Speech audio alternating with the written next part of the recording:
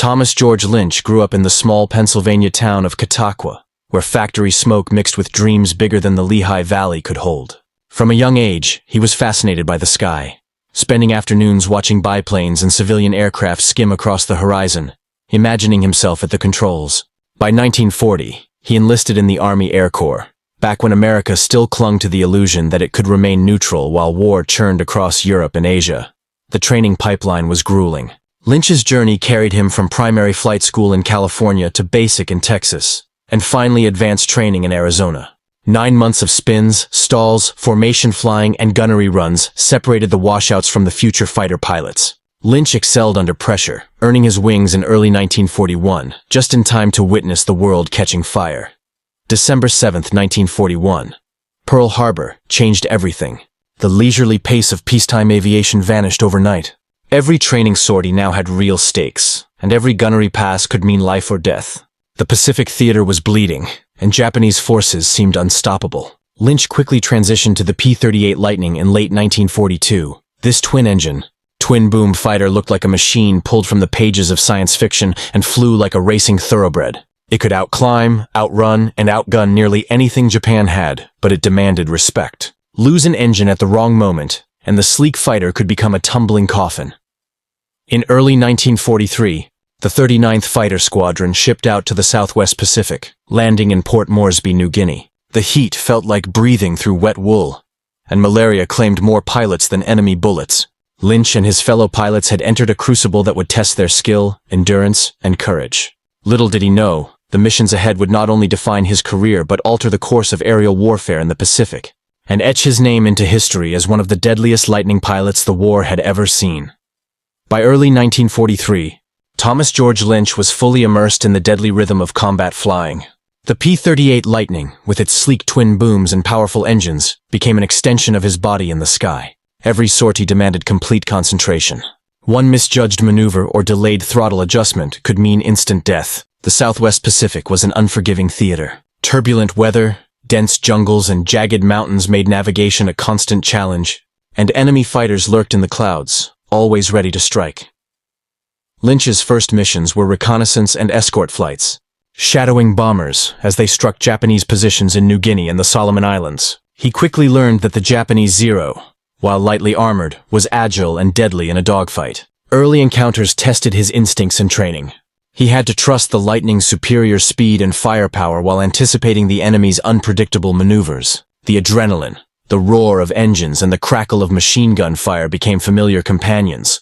The first kill is a moment every fighter pilot remembers. For Lynch, it came during a mission over New Britain, escorting bombers targeting an airfield. He spotted a lone Zero attempting to intercept the formation. Heart pounding, Lynch closed the distance, feeling the vibrations of the engines and the hum of his guns. A precise burst, calculated in the fraction of a second, and the enemy fighter spiraled into the clouds below. Relief mixed with disbelief. He had survived, succeeded, and survived again. That moment cemented his confidence, but also the realization that every kill carried the weight of life and death. Missions grew longer and more perilous.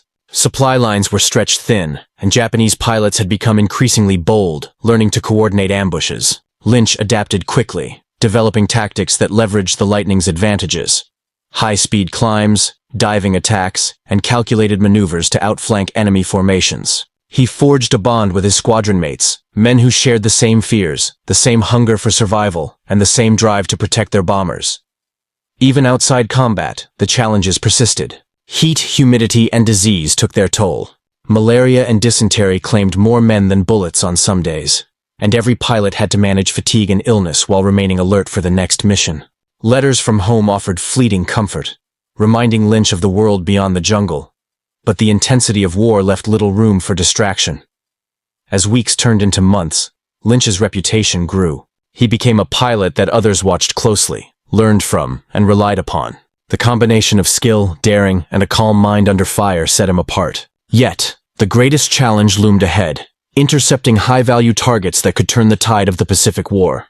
Every mission built toward this inevitability, and every maneuver honed him for the day when he would face not just enemy fighters, but the men who controlled the machinery of war itself. By mid-1943, Thomas George Lynch had fully embraced the role of combat ace. He had survived countless sorties over New Guinea and the Solomon Islands, and the tally of enemy planes destroyed had begun to climb. Each engagement sharpened his instincts, teaching him to read enemy maneuvers before they were executed and to exploit the Lightning's unique capabilities. The twin-engine fighter's speed, firepower, and stability at high altitudes gave him a decisive edge, but only if he respected its quirks. One miscalculated turn, one moment of overconfidence, and the aircraft could become a death trap. Lynch's squadron was now a tightly knit unit, a family forged in the crucible of aerial warfare. Pilots relied on each other implicitly, knowing that a single lapse could mean disaster. Communications, signaling, and coordination in the sky became second nature. Lynch, once the quiet rookie from Pennsylvania, had emerged as a tactical leader, often guiding younger pilots through their first encounters with enemy aircraft. He understood that leadership in combat wasn't about rank. It was about experience, trust, and the ability to remain calm under pressure. Enemy encounters intensified. Japanese forces adapted quickly, sending multiple Zeros to intercept Allied bombers and patrol aircraft. Lynch found himself in dogfights that spanned hundreds of miles, climbing and diving at extreme speeds while dodging tracers and anti-aircraft fire. Each sortie tested his stamina and focus, but his skill with the Lightning allowed him to dominate these encounters. Multiple kills in a single mission became a regular occurrence, though each was a sobering reminder of the stakes involved. Every victory carried the shadow of the lives he risked to achieve it. One particularly harrowing mission over Bougainville exemplified the perils of the Pacific Air War. Lynch's squadron was escorting bombers when they were ambushed by a group of aggressive enemy fighters. The sky erupted into chaos, tracer rounds whizzing past, explosions in the distance, and pilots diving and rolling in a desperate ballet of survival. Lynch engaged a skilled enemy pilot in a high-speed duel. Climbing above, diving below, circling in a deadly dance, he calculated every move with precision. Moments later, a burst of machine gun fire struck the Zero, sending it plummeting toward the jungle below. Relief mixed with exhaustion, and the realization settled in.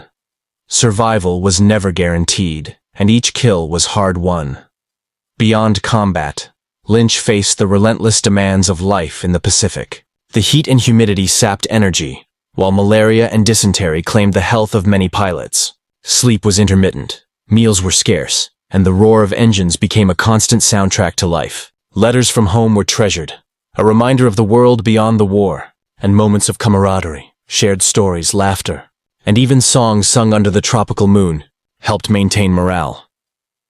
By the end of this module in Lynch's story, he was no longer merely a participant in the war. He had evolved into a calculated, fearless pilot whose skills and decisions could determine the outcome of missions. His growing list of victories established him as a formidable presence in the Pacific skies and set the stage for the missions that would culminate in his most famous kill. Admiral Isoroku Yamamoto, as 1943 drew on, Thomas George Lynch and his squadron faced increasingly daring missions. The Southwest Pacific was a theater of constant change. New Japanese airfields were constructed, supply lines became more fortified, and enemy tactics grew sharper. Lynch's P-38 Lightning, already a formidable machine in his hands, was pushed to its limits on every sortie, flying long-range missions over open ocean, navigating through unpredictable weather, and confronting enemy aircraft required not just skill, but nerve, stamina, and an almost instinctive understanding of aerial combat. The squadron had begun to operate with a mix of aggression and caution, learning from early encounters and losses. Lynch, now regarded as one of the squadron's most capable pilots, played a critical role in shaping tactics. He taught younger pilots the nuances of the P-38, how to exploit its speed and climb rate, how to manage its delicate engines under strain, and how to maintain situational awareness in a sky filled with danger. Trust and cohesion within the squadron became paramount. Every pilot's life depended on the formation, on split-second decisions, and on the reliability of comrades in battle. One mission over Rabaul illustrated both the danger and skill required. Lynch and his squadron were escorting bombers tasked with crippling a Japanese naval base. Enemy fighters, well-coordinated and determined, intercepted the bombers. What ensued was a chaotic dogfight that spanned thousands of feet of altitude, with tracer rounds cutting through clouds and the roar of engines echoing across the Pacific. Lynch maneuvered with precision, diving and climbing, strafing enemy fighters while ensuring the bombers remained on course. By the end of the engagement, he had downed 2 enemy aircraft, yet the cost was visible. Several of his fellow pilots returned damaged, or not at all.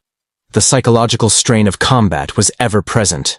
Pilots carried the weight of responsibility for each bomber they escorted and each squadron mate they protected. Letters from home offered fleeting solace, but in the cockpit, there was no reprieve from tension. The P-38, while powerful, demanded absolute respect. Mechanical failure over open ocean or hostile territory could be fatal. Lynch had learned to listen to the aircraft as much as to his instincts, to anticipate problems before they became life-threatening. Beyond combat, Lynch confronted the daily challenges of survival in the Pacific. Heat, humidity, and disease took their toll on even the most resilient pilots. Malaria, dysentery, and exhaustion were as lethal as enemy fire, and every mission demanded physical and mental endurance. Yet the squadron's successes bolstered morale. Each enemy aircraft downed, each bomber saved, reinforced the sense of purpose that drove Lynch and his men onward. By the close of this chapter, Lynch's reputation had grown. He was not merely a pilot. He was a tactician, a mentor, and a symbol of courage for his squadron. His victories had earned him respect, but the true test of his skill and nerve loomed ahead. The intelligence reports hinted at a high-value Japanese target, a mission that would demand precision, courage, and flawless execution, the interception of Admiral Isoroku Yamamoto. Every mission flown until now had been training for that defining moment. By early 1943, Thomas George Lynch and his squadron were preparing for what would become the most famous mission of his career: the interception of Admiral Isoroku Yamamoto, the architect of Pearl Harbor. Intelligence reports had revealed Yamamoto's travel plans across the Solomon Islands, a meticulously calculated route that placed him in a single aircraft at a precise time. The mission's success depended on absolute secrecy, flawless navigation, and precise timing. Any misstep could cost not just Lynch's squadron, but the entire operation. The planning began weeks in advance.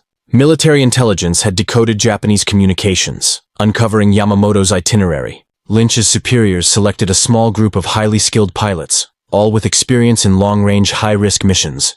Each pilot underwent detailed briefings, reviewing maps, weather patterns, and enemy positions.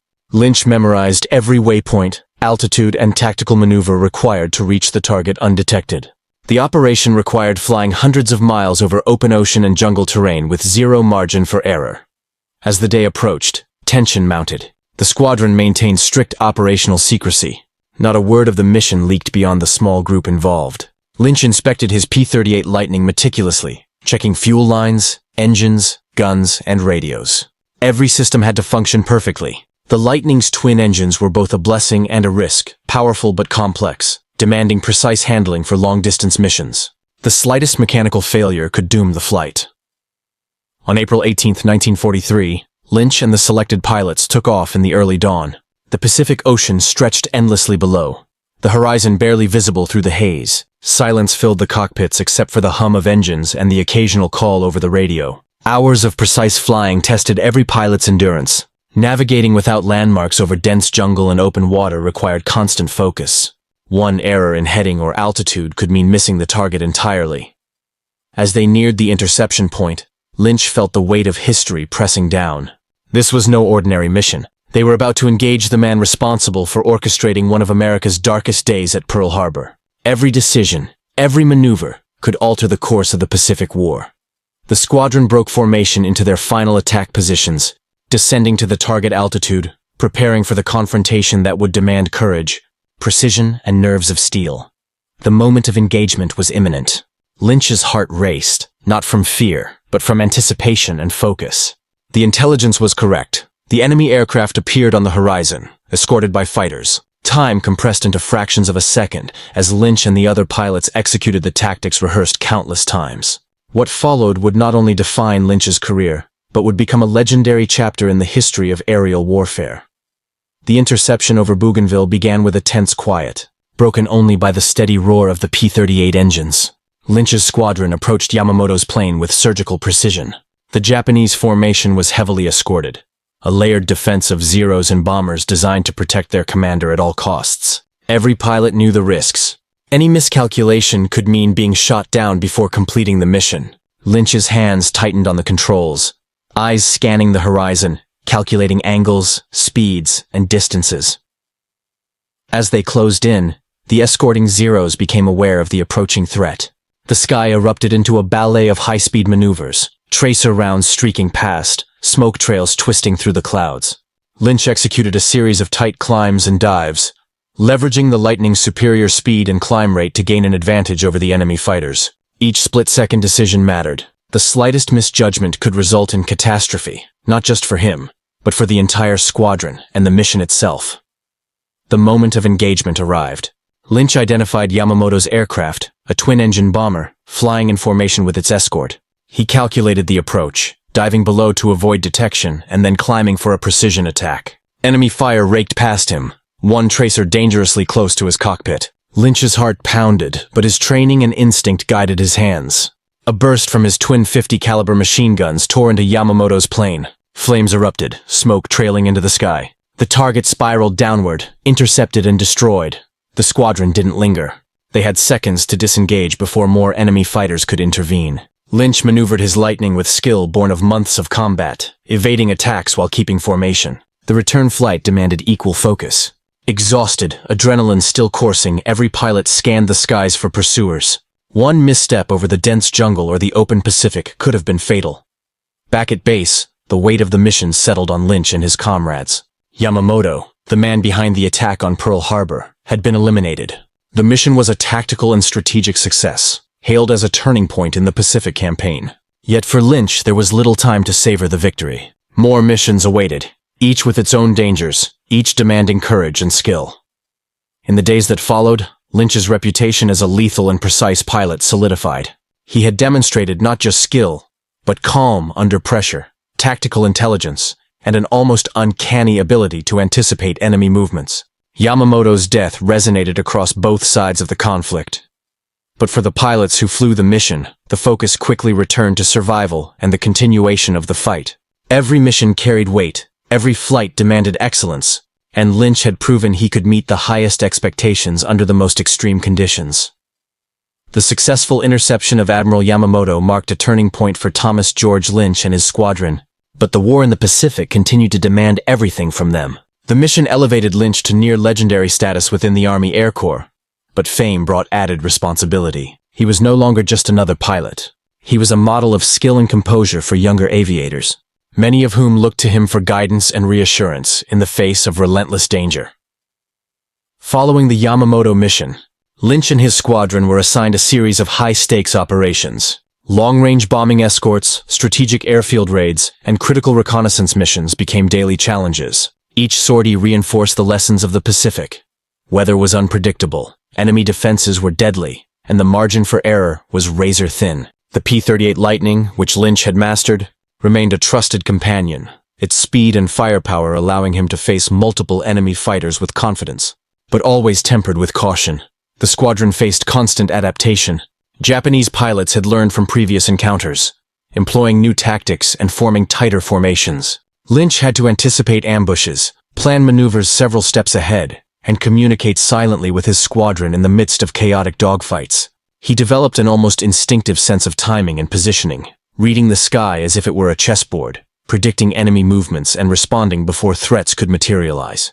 His ability to stay calm under pressure became a hallmark of his skill. Beyond combat, Lynch's leadership extended to the personal welfare of his squadron. He mentored rookies, sharing advice on survival, aircraft management, and tactical decision-making. He knew that a single inexperienced pilot could jeopardize an entire mission. Under his guidance, the squadron's cohesion grew stronger, forming bonds that went beyond mere camaraderie. In the sky, these bonds meant trust. On the ground, they meant shared stories, moments of levity, and the fragile solace of human connection amidst the horrors of war. Every mission added to Lynch's tally of victories, with 19 confirmed kills over the course of 52 missions. A staggering achievement that reflected skill, patience, and courage. But each success was paired with the loss of fellow pilots, the sobering reminder that war demanded more than bravery. Letters from home offered fleeting comfort, yet every flight into the sky carried the awareness that this could be the last time he returned. By late 1944, Lynch had become a symbol of resilience and expertise. His exploits were noted in dispatches, studied by both peers and superiors, and sometimes even mentioned in enemy intelligence reports. Yet despite the acclaim, he remained focused on the mission at hand. Every sortie mattered, every maneuver was critical, and every life depended on precision, courage, and the unwavering skill of the pilot in the cockpit. The Pacific War was far from over. But Thomas George Lynch had proven that one determined pilot, with the right combination of training, instinct, and courage, could alter the course of history. The skies he dominated were now both his battlefield and his proving ground, a theater where heroism, danger, and destiny intertwined. The months following the Yamamoto mission were relentless. Thomas George Lynch continued flying long-range sorties across the Pacific, often deep into enemy territory. Each mission pushed the limits of both man and machine. The P-38 Lightning, though powerful, demanded constant attention. Its twin engines required careful management, and fatigue was a constant adversary. Lynch learned to read every vibration, every subtle shift, every sound, as if the aircraft were an extension of his own body. One wrong move over the open ocean or dense jungle could prove fatal. Enemy tactics evolved. Japanese pilots, aware of Lynch's growing reputation, began employing more sophisticated strategies, often coordinating attacks in waves. Dogfights became longer and more intense, with multiple aircraft engaged simultaneously. Lynch's ability to maintain focus and anticipate enemy moves set him apart. He executed split-second maneuvers, climbing, diving, and banking with precision, always aware of his position relative to his squadron and the enemy. Despite the intensity of combat, Lynch also became a mentor within the squadron. Younger pilots looked to him for guidance, learning how to handle the pressure of aerial warfare, how to manage the P-38 in extreme conditions, and how to make split-second decisions with lives hanging in the balance. Lynch understood the value of experience and shared his knowledge freely, knowing that every life saved contributed to the squadron's overall effectiveness. Not every mission ended in success. Many were met with fierce resistance, mechanical failures, and unforeseen hazards. Lynch witnessed comrades fall, sometimes from enemy fire, other times from the unforgiving environment of the Pacific. The constant strain of combat took its toll. Mental and physical exhaustion, the creeping fear of failure, and the weight of responsibility pressed down on every pilot. Yet, Lynch persisted, driven by duty, camaraderie, and an unyielding sense of purpose. Amid the chaos, there were rare moments of reflection. During brief respites at remote airstrips, Lynch would watch the sun rise over the ocean, the light glinting off the wings of the P-38s. These moments, though fleeting, reminded him of the world beyond the war, the lives he fought to protect, the home he had left behind, and the fleeting beauty in a world consumed by conflict. By this stage, Lynch's record had grown formidable. 52 missions, 19 confirmed kills, and countless close calls underscored not only his skill as a pilot, but his resilience and tactical acumen. His achievements became a benchmark for other pilots, a testament to what determination, precision, and courage could accomplish. Yet each success carried a price. Every flight reminded him that the margin between survival and disaster was thin, and the Pacific's vast skies were as merciless as they were beautiful. Even as the war raged on, Lynch's focus never wavered. Each mission was approached with meticulous preparation, and every maneuver was executed with the knowledge that lives depended on his actions. The victories, the losses, and the endless hours in the cockpit forged him into one of the most formidable pilots in the Pacific theater. A pilot whose courage and skill would resonate long after the war had ended. By the time Thomas George Lynch reached his final combat missions, the Pacific skies had become a theater he knew intimately, yet one that remained as perilous as ever. Each sortie carried with it the memory of comrades lost, the sting of close calls, and the weight of responsibility for both his squadron and the success of the Allied campaign. Lynch's reputation as a deadly and precise pilot was well established, but the man behind the controls remained focused on the task at hand rather than accolades. Every mission required meticulous planning. Flight paths were studied, enemy patrols predicted, and the P-38 Lightning checked with painstaking attention to detail. Lynch had learned that overconfidence could be fatal. Even a veteran pilot could be undone by a miscalculation, a mechanical failure, or an unexpected maneuver from an enemy fighter. The Lightning's twin engines were both a blessing and a challenge, demanding constant vigilance and respect. Lynch had mastered them, yet the stakes never diminished. The culmination of his career was a series of missions designed to cripple Japanese supply lines and airfields in the Solomon Islands and beyond. These sorties tested every skill Lynch had acquired: long-range navigation over the open ocean, high-speed interception, formation flying under enemy fire, and precise engagement of multiple targets. The intensity of combat was exhausting, yet Lynch remained composed, his focus unbroken even when the sky erupted into chaos with tracer fire and spinning enemy aircraft. Despite the relentless danger, Lynch's leadership was as critical as his marksmanship. Younger pilots depended on him for guidance, morale, and tactical decisions mid-flight. He had become a mentor, a strategist, and a stabilizing presence within the squadron. His ability to remain calm under pressure inspired confidence, allowing the squadron to execute complex maneuvers that often determined the outcome of missions. As his tally of confirmed kills reached 19, the significance of his accomplishments was clear. He had flown 52 missions, each one a test of endurance, skill, and courage, and emerged not just alive but victorious. Every mission carried lessons about the aircraft, about enemy tactics, and about the fragile nature of life in war. Lynch had faced countless close calls, mechanical failures, and intense dogfights, yet his ability to survive and succeed elevated him above the ordinary pilot. The final missions of his career were also moments of reflection. Lynch considered the lives lost, the sacrifices made by his squadron, and the broader impact of their efforts on the Pacific campaign. The victories were not merely personal achievements. They represented critical contributions to the Allied effort, demonstrating that skill, courage, and leadership could influence the outcome of a vast and brutal conflict. Thomas George Lynch had not only cemented his status as one of the most effective fighter pilots of the Pacific theater, but also as a symbol of resilience, precision, and determination. His story was one of relentless courage, technical mastery, and unwavering focus amidst the chaos of war. A story that would inspire generations of pilots long after the skies of the Pacific had grown silent. Thomas George Lynch returned from his final mission weary, yet resolute. 52 sorties, 19 confirmed kills, and countless close calls had tested him in every conceivable way, shaping him into a pilot whose skill and courage were unmatched. The Pacific War had demanded everything: strength, focus, and endurance. And Lynch had delivered, not just surviving, but excelling under conditions that would have broken many others.